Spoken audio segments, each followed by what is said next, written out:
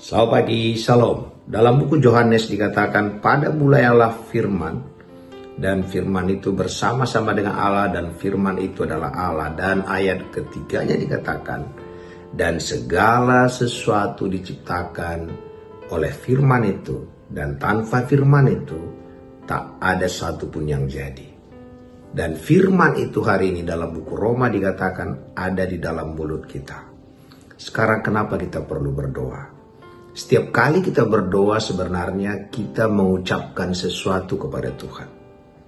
Dan doa-doa kita itu, maka dikatakan nyatakanlah segala keinginanmu kepada Allah dalam doa dan permohonan dengan pengucapan syukur.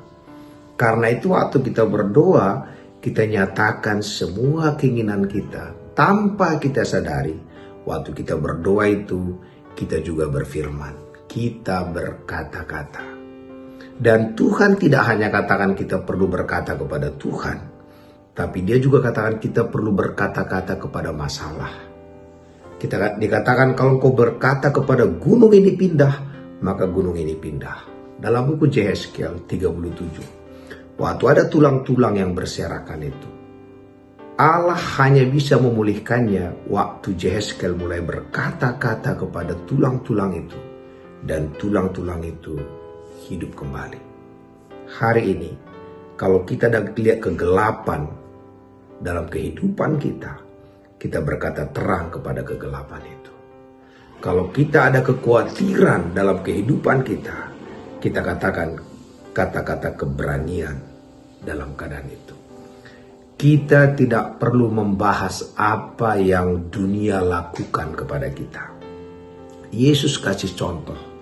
Waktu dia lagi tidur, ada badai yang menghantam dia. Dan Yesus tidak kepo dari mana badai itu datang. Kenapa badai itu datang? Siapa yang ngirim badai itu? Itu tidak pernah dibahas Yesus. Kita sering, kalau kita punya masalah, kita suka bertanya kenapa ini terjadi. Makanya Yesus kalau ada orang sakit, dia nggak pernah bertanya kenapa orang itu sakit. Dia sembuhkan saja. Hari ini kalau kita punya masalah, punya tantangan apa saja, jangan tanyakan kenapa itu terjadi, tapi katakanlah kesembuhan kepada penyakit itu, katakan diam kepada badai itu, katakan pindah kepada gunung-gunung kita. Saya berdoa bagi saudara, kalau saudara ada yang sakit, saya perintahkan sakit penyakit itu keluar dalam nama Yesus. Engkau mungkin masalah keuangan, berkat Allah berkelimpahan dalam dirimu. Masalah pelayananmu semakin berkembang. Karena dengan mengucapkan firmanlah, dari yang tidak ada menjadi ada. Karena itu mari kita ucapkan firman Allah lewat perkataan kita. Jangan kita sibuk membahas apa yang orang lain, apa yang dunia kerjakan, atau apa saja yang berasal dari dunia ini menghantam kita.